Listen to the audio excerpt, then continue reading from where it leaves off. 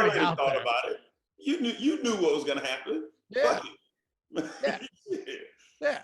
Now, if you say something like egregious to the point where everyone goes, all right, pal, you went a bit too, then maybe you say, yeah, I'm sorry. But a lot of this stuff, it's just Twitter's not real life. That's the problem. Like the people, the people on Twitter are not the people you interact with in real life, at least not for me. It's just a bunch of crazies. Yeah, they're just a little different. They're a little different when you meet them in person. They're like right. With their 160 characters. Yeah. Also, they won't talk shit to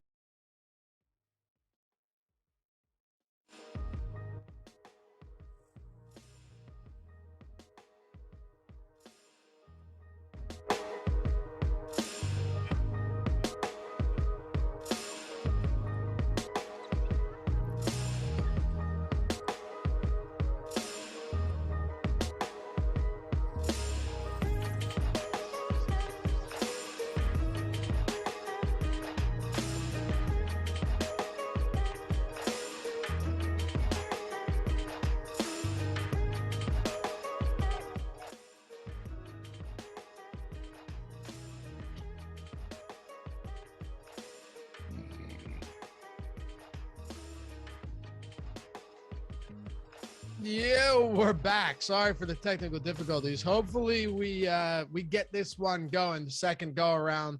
If you're just joining us now, well, hopefully we can delete or remove that other stream so you won't get confused. Yeah, this looks better. Okay, we're looking a lot better now.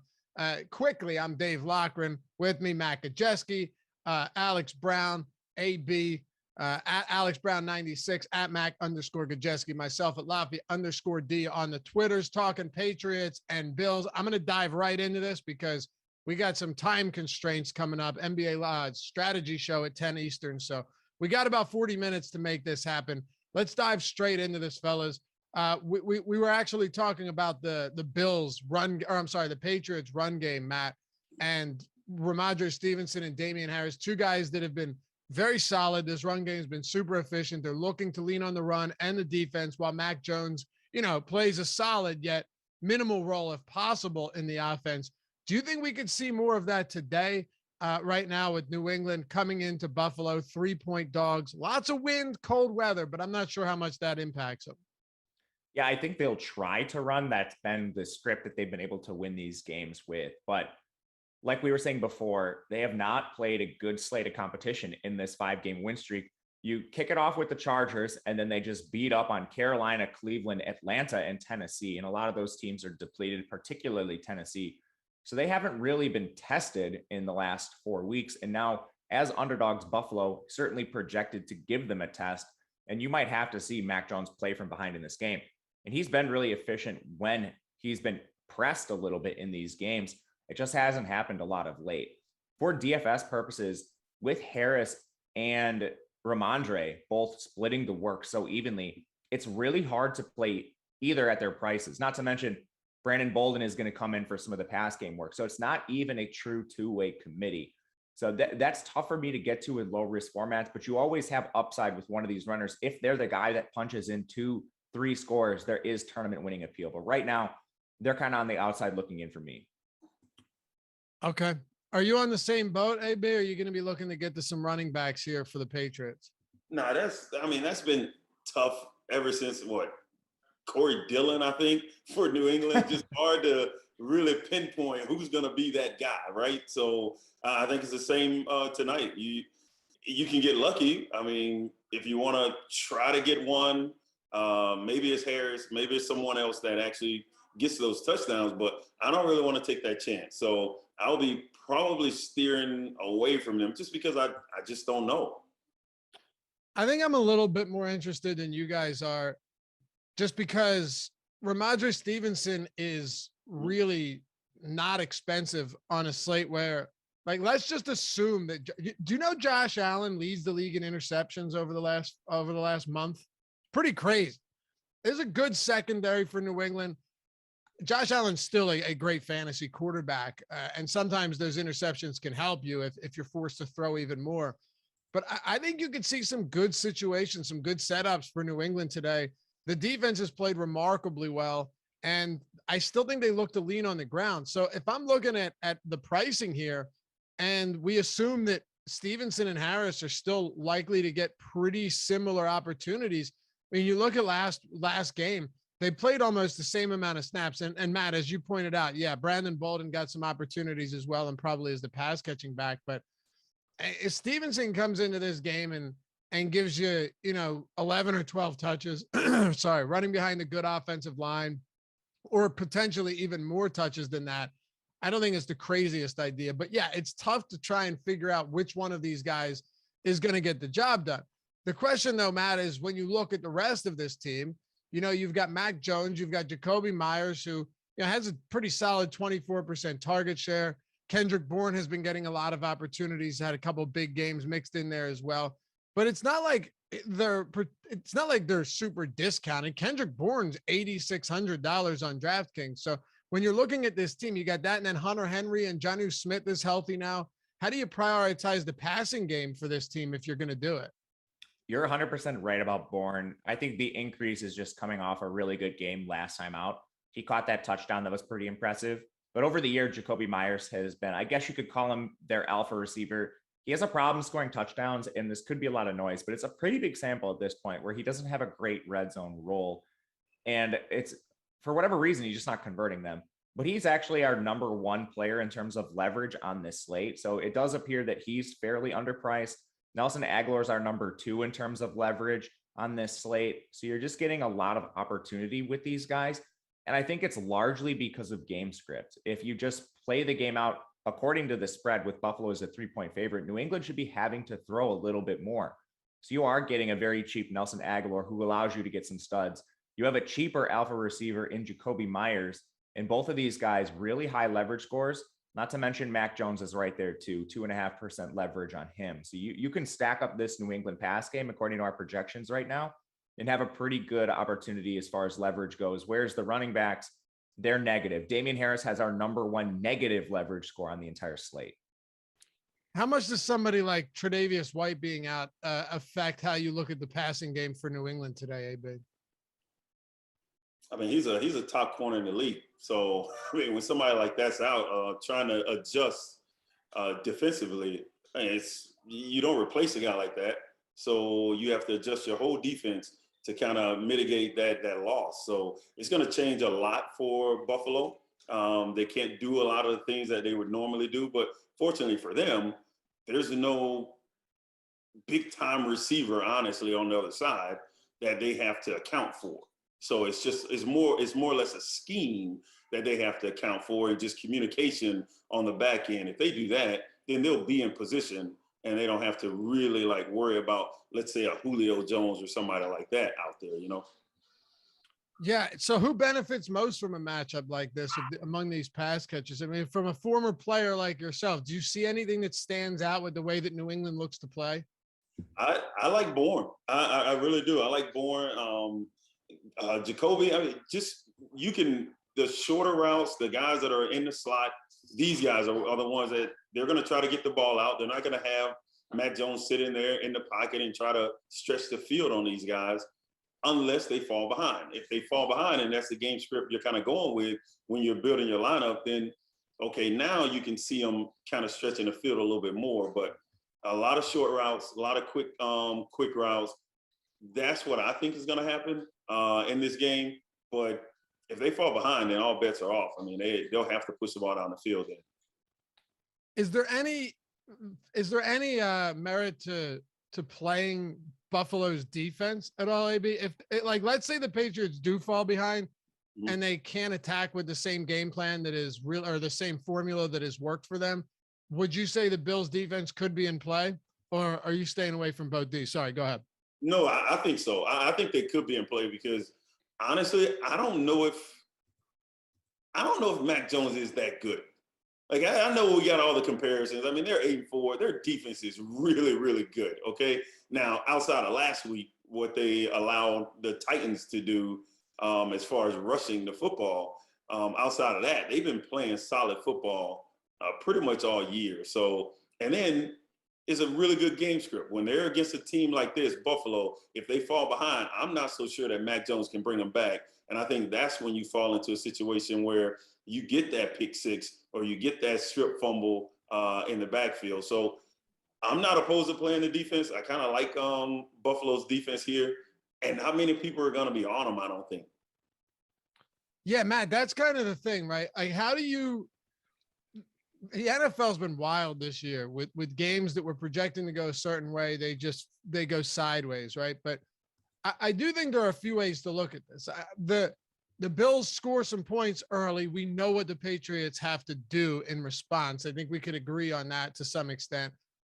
Or it's just a slowed down game back and forth with many punts and few points and a lot of ground game for New England while Josh Allen, throws 3 straight times on first, second, and third down. So I think these teams are at least relatively predictable. Don't you think a little bit? Yeah, it's interesting. You're dealing with 2 of the better tacticians in the NFL. Obviously, Bill Belichick's been doing this for years. So I'm kind of interested to get AB's take on this. But from a defensive perspective, these are kind of run funnel defenses by choice. Both of these teams prioritize defending the pass. For New England, obviously, that clashes clearly with what Buffalo wants to do. They're just going to try to throw either way. So Buffalo is really throwing into the teeth of the New England defense. Whereas I think New England is a little more variable with their offensive approach. They will take some of this run game, whatever's available to them. It's just a matter that if this plays to the spread and they get from behind, they might not have the advantage of, they might not be able to take advantage of that particular weakness for Buffalo's defense. So it's a really tough one to predict. I see this going towards the over, but it's a very volatile game. Go ahead, AB. Which of his opinions were you trying to get on this? So both of these teams, especially on defense, they'll give you the run to an extent to prioritize defending the pass. So which of these teams wins out in that kind of game environment, I think is going to be key to this DFS slate.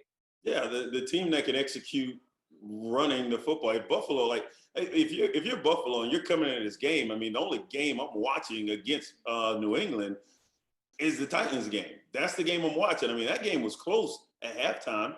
And then the Titans just couldn't score in the second half. That's what made that game look so lopsided. But they ran the football down their throat. They had 2 running backs go over 100 yards. So I know Buffalo don't like to run, but they like to win.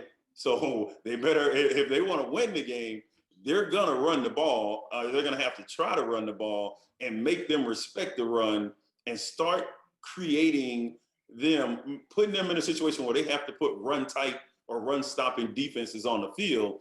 Then you'll be able to throw the ball. So that's what Buffalo needs to do. And if they're trying to win this game, which I think they are, but they have a quarterback too. So when the Titans did it, it was just, they had no skill players, and Tannehill's not going to run. Now you got a quarterback that can run. I think it's going to be very effective tonight with against New England's defense. Will the Bills do that though? Like, will they finally make that adjustment?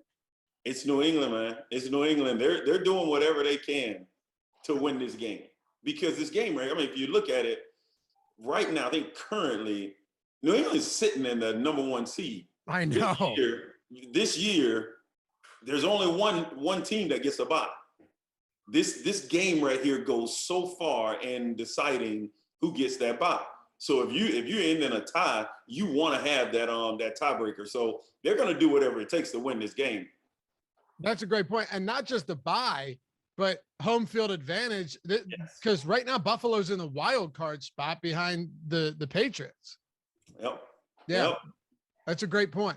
It's not just you're trying to win this division for sure, instead of playing every single game on the road. There's no doubt about that. And try and get that bye.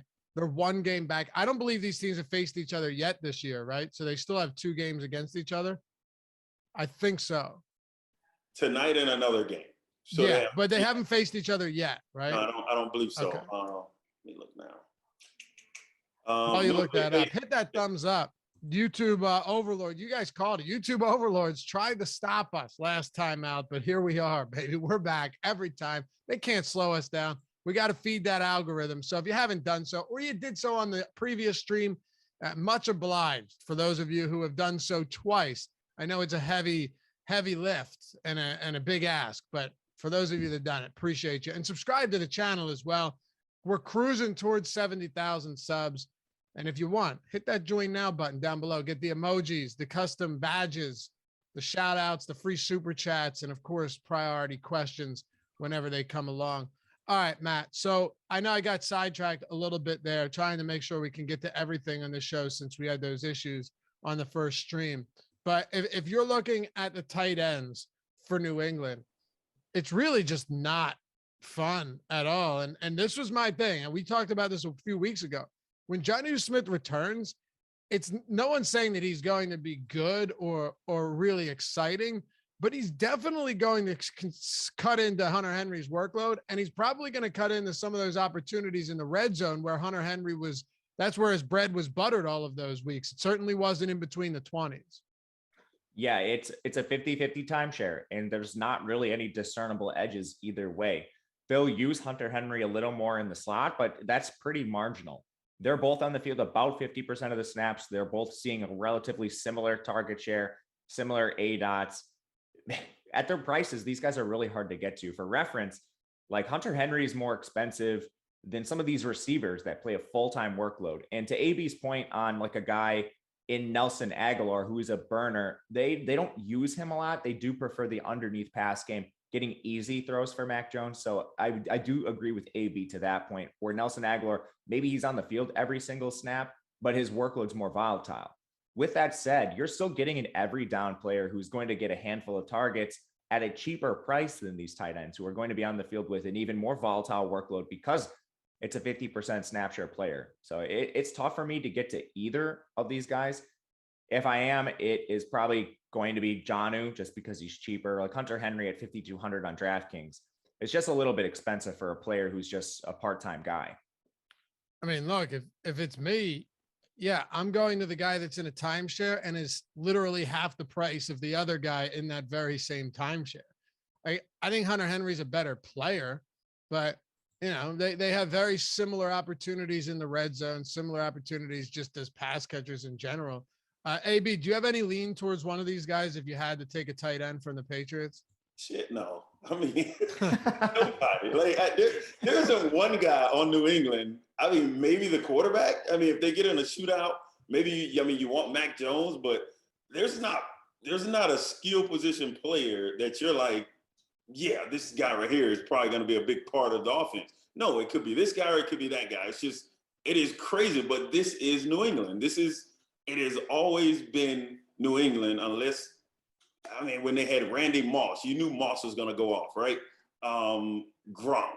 But when they had Gronk, they had Hernandez. Like, there was always somebody else that could go off. And it's the same thing here. Like, you just, I'm not touching any of those guys. Honestly, I mean, you want to have a little bit sprinkled in there, but nah, Jonnu Smith, you got Hunter Henry, either one could be the guy. If I sit up here and I say Hunter Henry's going to be the guy, trust me, Jonnu Smith is going to catch 2 touchdowns. If I do that. Right. AB, I know we talk about kickers often kind of in passing, but a lot of times they're in play for sure. But today, and I don't really concern myself with weather too much, where you have two teams that are good enough to move the ball. Plus, I expect this to be a low-scoring game anyway. The total was 80. I will point this out, though. This game, in some spots, opened at 48. It's down to 41. So that's a steep drop-off. If it's one position that it could really affect, then yeah, yes, I get it. It affects passing as well. But when you're trying to kick a 50-yard field goal in these conditions, that might get tough. It also might lead to teams going for it on, 4th and 3 instead of kicking that 48, 52-yard field goal. We see that quite often when you got gusty, blustery 20-mile-per-hour winds. Mm-hmm. No, I totally agree. And I'm not touching the kickers tonight because I played in games where Robbie Gould, who's one of the best kickers in league history, is trying to kick a field goal in 35-mile-an-hour winds. It's not even close. It's just like, it is so difficult to do it. People say, well, throwing the football is the same. Well, that ball is not up in the air as high And the wind's not affecting that ball as much as when you try to kick a field goal. It doesn't have to be a 50-yard field goal. Hell, the extra point, like that is going to be affected. So if we see touchdowns, we're probably going to see some missed extra points in this game, which is just going to throw the whole game plan off as far as how this game is going to be played. You know, AB, a double defense is going to end up winning it tonight. It just is. Yeah. Oh, yeah. Oh, yeah. Do you like the Patriots D? Patriots D? No, I don't. I do think that Buffalo comes in and they try to run the football. I think just recency bias. I mean, you look at what the Titans were able to do without any of their skill position players coming into that game. New England had to know we beat this team if we stop the run. That's all they have. And they couldn't do it. They ran for 200 plus on them. I've been on the field when a guy runs for 200 yards or a couple guys run for 200 yards. It ain't fun. It's not like you're trying. Who? Adrian Peterson did it twice. Ricky Williams did it. And then Ron Rivera came in. We're playing Indy in 2004. And he's like, yeah, Adrian James, he's lost his step. He's old. He's an old guy. Shit, 202 yards later, he didn't look too old to me. So, but yeah, I've been on the field, man. It's disheartening as a defense when you consider yourself a pretty damn good defense. So, yeah, that's a problem for them. Now, New England's going to go in and I think they're going to really try to stop the run and make Buffalo one-dimensional because Buffalo's coming in thinking, hey, we might be able to run the ball. So we might see some throwing earlier than expected in this game from Buffalo. So, no, I'm not touching the Pats defense, though. I'm not touching them. The Bills, yeah. The Bills, what about you, Matt? I like that. I think both defenses are viable. Again, I'll just go back to the total. And AB and I both thought it was going to go over, but at the end of the day, it's still a 41-point total with two teams that will pass the ball a little bit. And I think New England will pass more when they're pressed a little bit.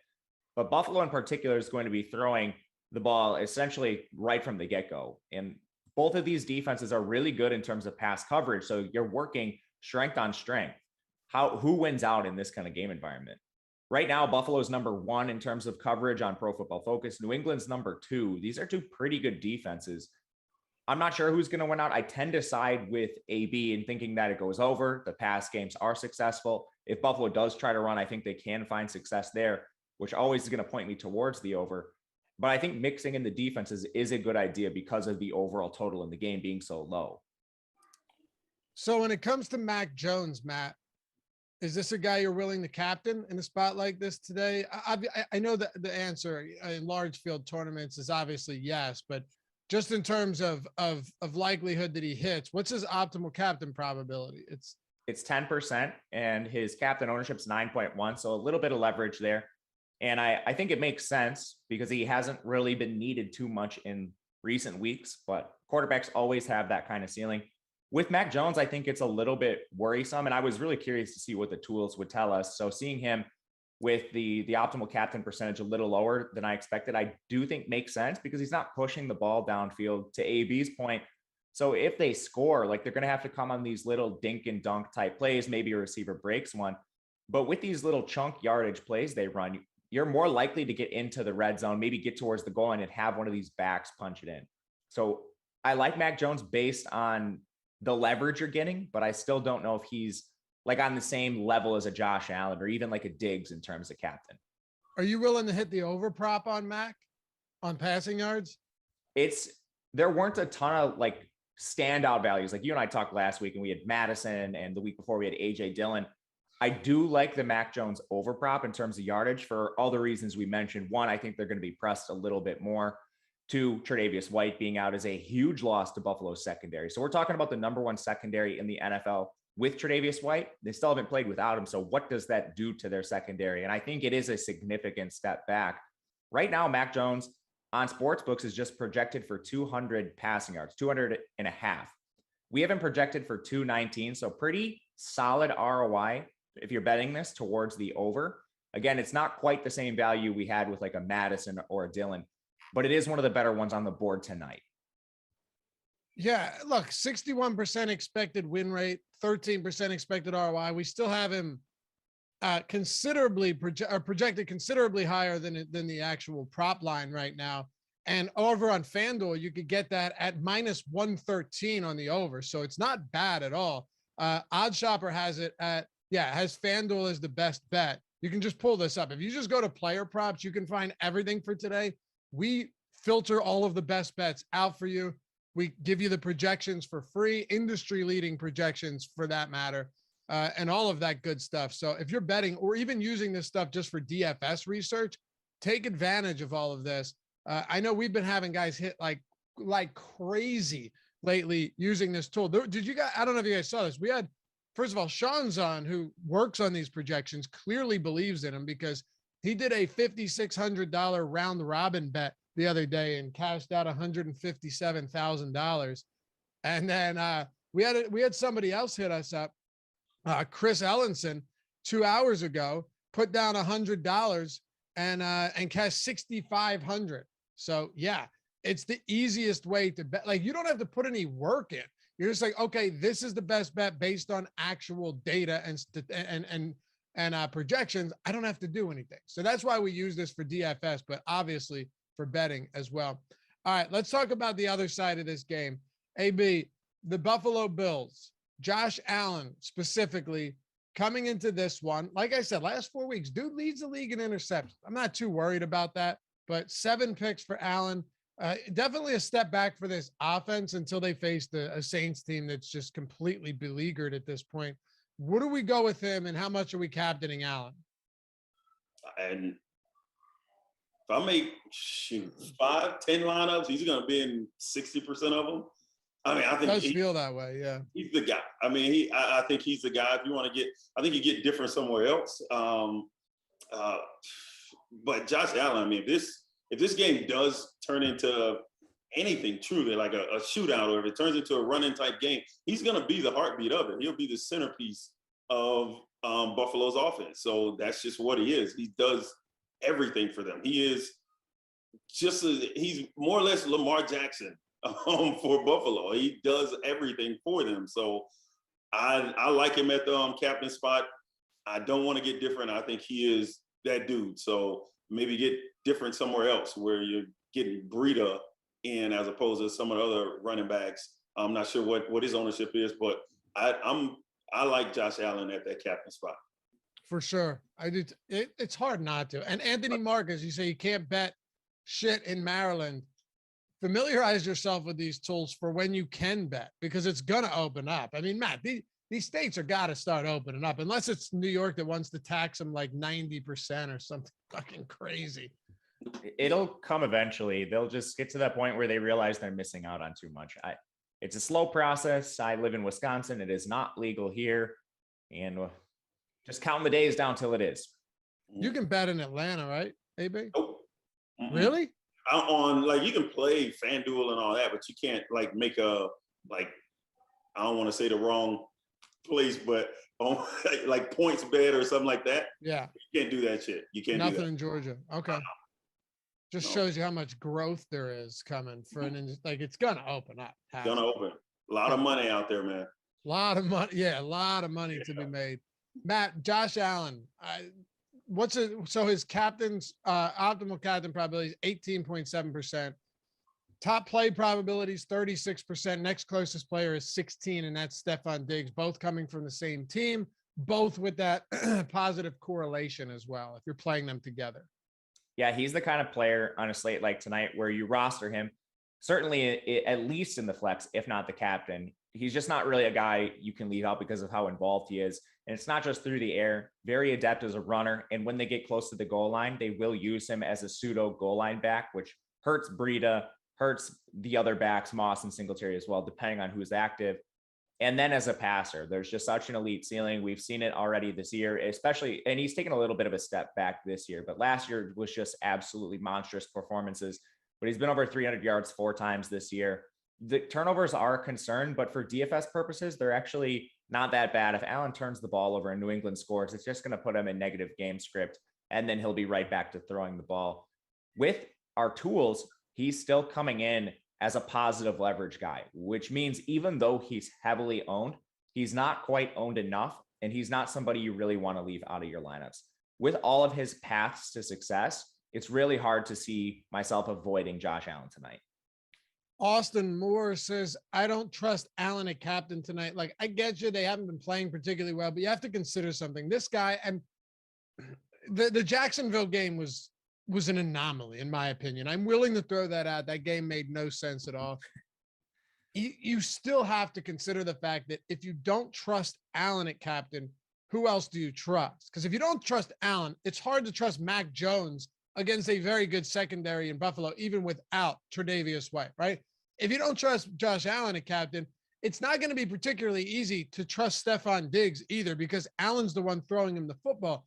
So there's really a ripple effect towards there's a connection to all of this. If you don't trust Allen, I guess the question, AB, is who do you trust?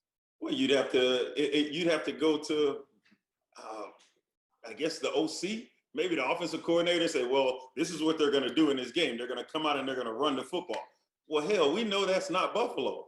We know it's not them. Now, I think that is a game script that could be had just looking at what the Titans did.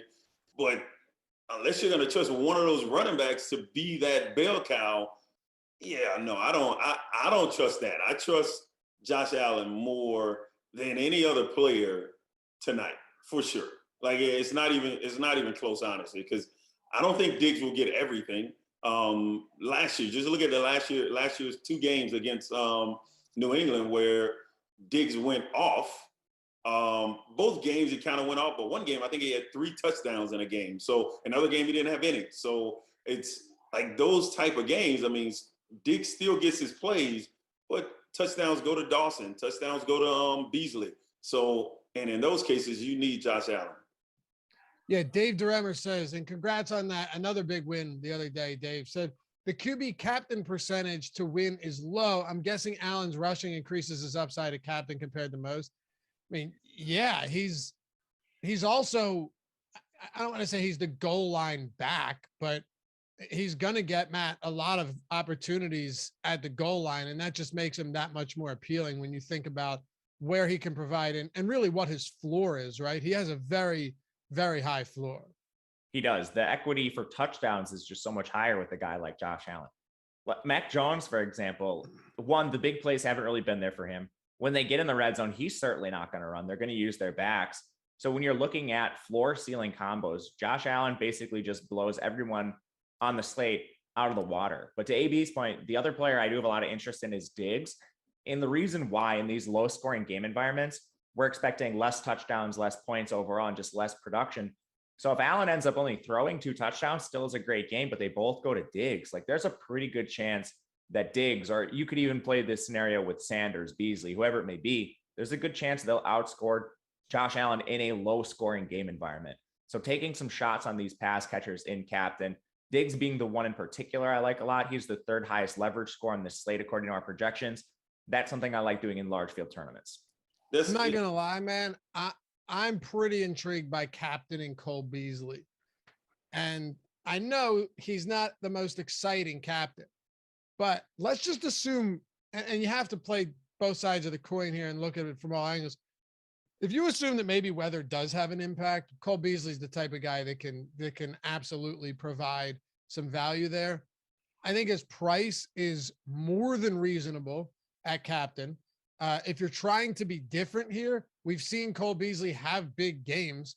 He has a slight positive leverage score as well. He's not getting much ownership of the captain spot whatsoever. So I'm going there. I'm also, Matt, I got to hammer the over on the Cole Beasley receiving prop. I think it's the best one of the day. Our tools, our projections over at OddsShopper think it's the best one of the day. 71% expected win rate, 33% expected ROI. We've got him projected almost 16 yards above where he's at right now. 30.5 yards is the prop. Best bet on FanDuel. I'm hitting that for sure. I agree with you. I think all the reasons you mentioned make him a safe bet too. He's going to be operating underneath when the game potentially gets out of hand, or maybe you're not pushing the ball as far downfield because of the weather. Beasley's the primary beneficiary. So I like that one a lot. AB, talk to me about these pass catchers for Buffalo. I like him. I like Beasley. I don't think we've mentioned yet Matt Judon.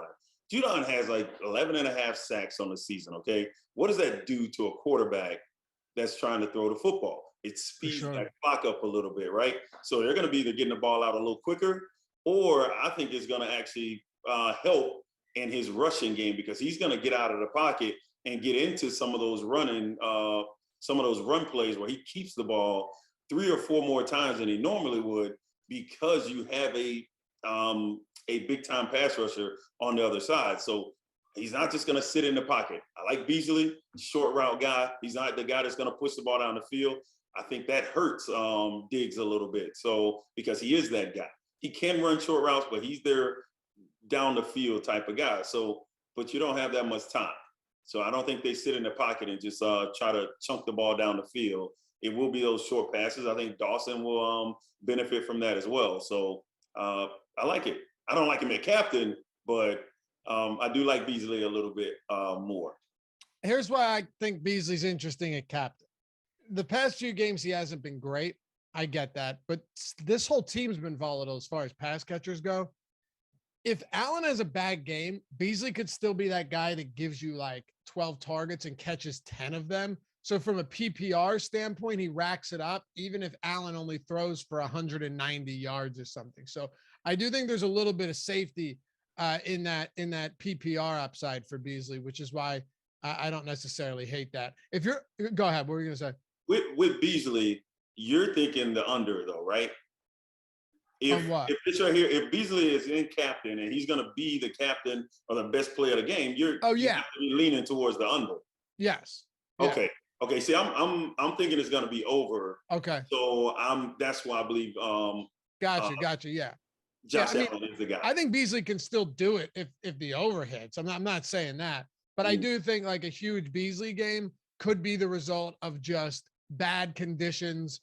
A lot of quick outs like you were talking about, assuming the pass rush is getting to Allen and giving him a lot of trouble. So, yeah. What's up with Knox, Matt? He's playing a consistent role. He's on the field every single snap, runs a lot in the slot. I think it's just a matter of you've got Diggs, Beasley, Sanders, and Knox, and he's not Diggs. So there's going to be games where he's up. There's going to be games where he's down. The one thing you can say with Knox is he's played a pretty solid role in the red zone for this team. So maybe you could argue his touchdown equity is a little bit better than a guy like Beasley. But overall, in the context of this particular slate, I do think he is a little expensive compared to where you can get some of these other pass catchers for Buffalo.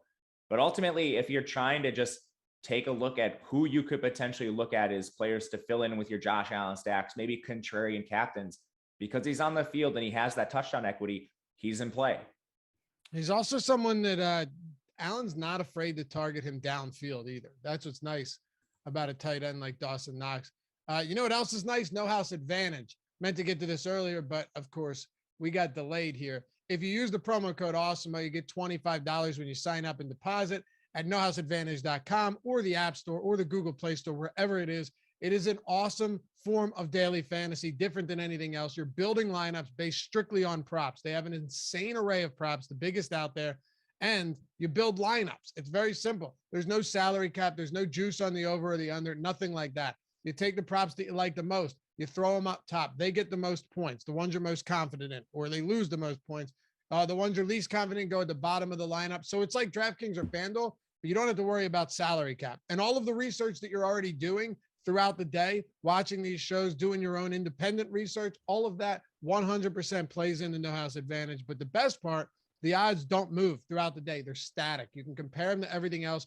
And we have the free No House Advantage prop projection tool at Awesemo. Every day of the week, it's free. The optimal lineup tool, every day of the week, it's free. And of course, the promo code Awesemo to get you $25 and jumpstart your winnings over there at No House Advantage. So check that out. Use the promo code Awesemo and start winning some money. All right, let's wrap this up with running backs and build a quick lineup. NBA strategy show coming up after this. AB and then Matt, what are you guys doing with the running backs for Buffalo? I think Breida is a bit expensive for his role, especially that you're going to see a timeshare either way. But if you are targeting one, you can't deny how efficient he's been in recent weeks. I think Breida continues to see the work. Wow. It's crazy. It's disgusting, really. But here we are. I'm with you. I agree. It's just crazy that Breida ends up being the guy over Zach Moss and Singletary, AB. I love Breida. I really do. I think he's a guy that can do it all. The screen passes that they run, I think he can get receptions out of the backfield. I think he is the home run hitter. I think a few years ago, maybe 2 years ago, he got up, like he took off for San Francisco and got up to like 22 miles an hour, 21 or something. Like he is fast as hell. So the guy is a home run hitter. So he can take one and really pay off that salary with one play. He's that type of guy. So I love Breida. The other guys, I think they just need too much, and they're just not going to get that type of work. They're going to get 6, 7 carries, and they're not going to do as much with it like I think Breida will. So I love Breida. That's the only running back that I'll be playing. I mean, yeah, you could sprinkle on a little Singletary, but I think Breida can do everything Singletary can do, just not vice versa. Do you think, and we got to get out of here, but Matt, do you think Zach Moss is going to be inactive again? Because he was inactive in week 1 and then played a ton in week 2. I have no idea. I legit have no idea if he's going to be inactive or not. This has been kind of whimsical for this team. Legit don't know. I have no idea either at all. Are we fading the kicker here? I don't think so. Low scoring environment. It sounds like AB's on the other side of this though. Yeah, I am. I'm not messing with a kicker with 20-mile-an-hour winds out there and not doing it. Matt? Though we'll see. I do agree with AB. If the weather is truly that bad at kickoff, I'm in full agreement with him. But low scoring game environments, I play a lot of kickers, but AB's right. The weather is a huge factor today. Okay, you guys are right. Breida's going to end up just having a huge game. It's going to happen. Yes. It's not fun, but it's going to happen. Although Devin Singletary, 15 carries last game. I'm not sleeping on him yet. He is very, very cheap. So I don't know. I mean, look at what's the ownership on Singletary? He pops in optimals. I ran him this morning. If the slate started right this minute, he would be in the optimal. Yeah, I'm going to have some Devin Singletary. There's no doubt about it. He's got only a 3% top play probability, but you're not really playing him for that reason, right? You're playing Devin Singletary to give you a decent game, be in the optimal lineup in the utility.